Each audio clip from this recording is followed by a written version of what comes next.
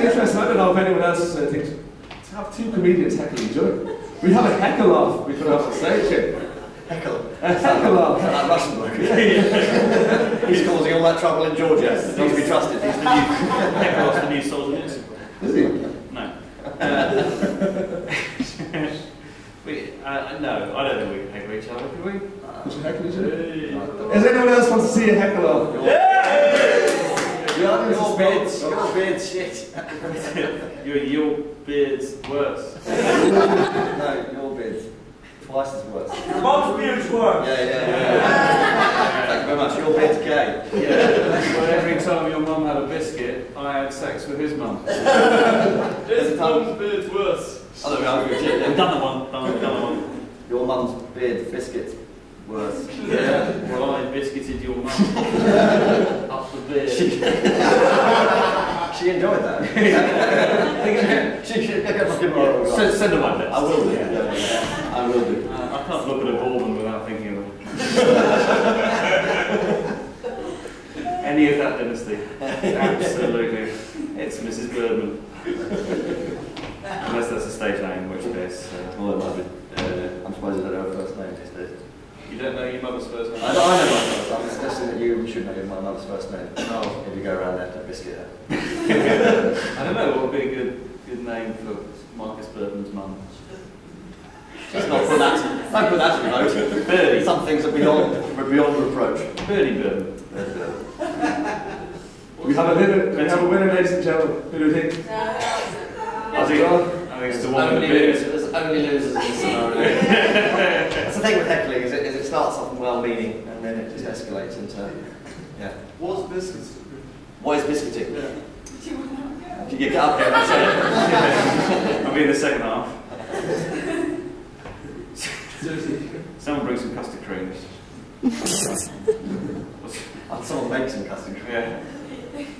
Let's get off the biscuit. Yeah, I think we've taken that biscuit to it. So, ladies and gentlemen, does anyone have any questions for either Markus or James? Unrelated to biscuits. China.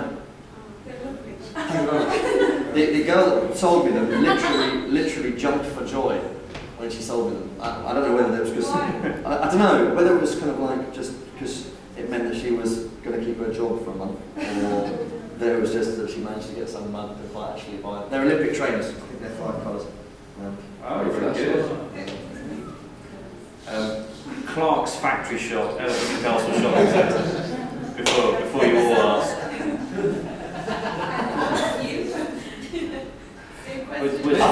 Same question to number 3. You've got very nice shoes. Yeah, Ponzi. Yeah, they're Ponzi. Where are they from? They're from, Check. I can't even check. They're from Dublin, yeah. That's right. Don't take it Which one? They also got slightly larger feet. Thank you very much. Next, £1. That's fine. That's right. Yeah, that looks like quite some Ponzi when you have the Ponzi hat. You think these are the money? You think this is the shoe for me? Yeah. You can pull it off. I'll take that. Very good. I'll get that one back. Another thing, guys, that's very interesting about both, I know 2 of your shows have been based on very religious topics. Oh, yes. Your show this year, Markus, is called Simply for the Devil. That is. Your show last year was called Son of a Preacher Man. Son of a Preacher Man. Yep. And James, you had a show. I had a show 2 years ago about also being the son of a preacher man, which we both are. But mine was called I Know What You Did Last Sunday.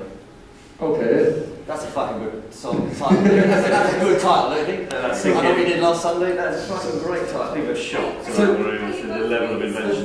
Yeah, we both really are Sons of Preacher Man. Where you going from? It's not from the same area.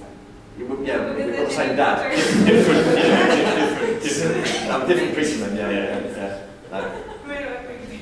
So your show, James, that's actually the reason the title for the name. You can explain to us where you came with the title for the name?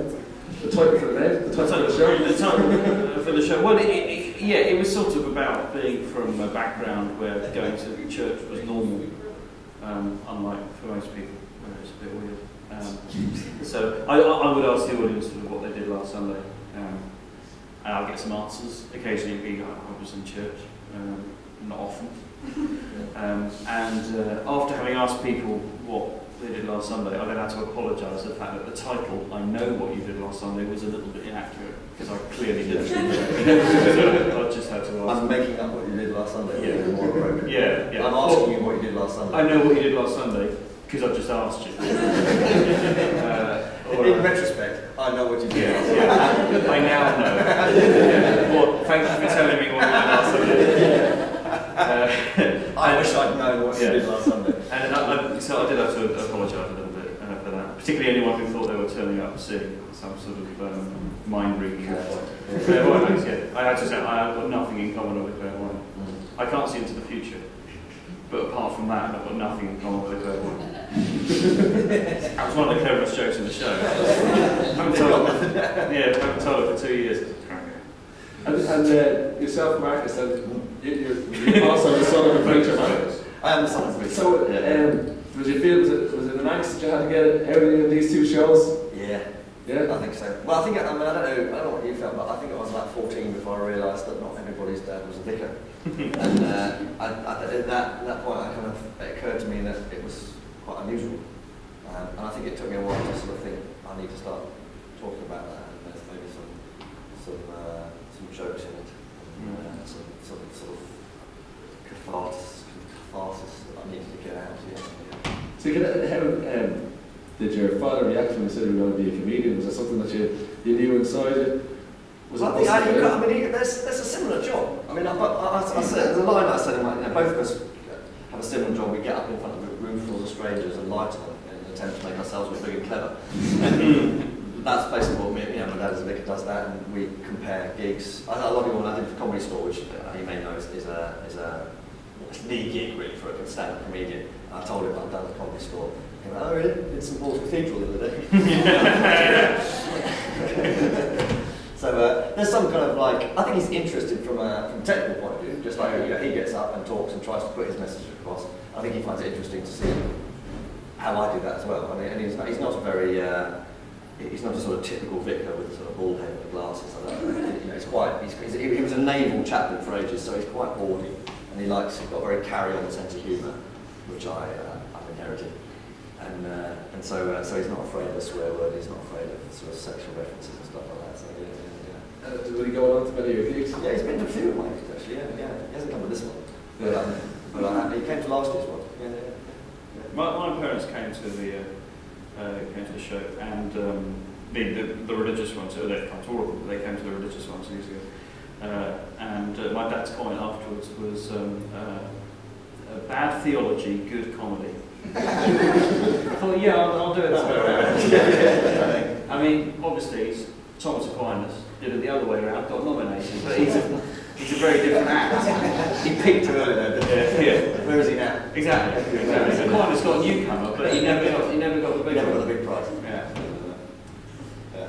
My dad's response was, "Is it supposed to be funny?" That was it.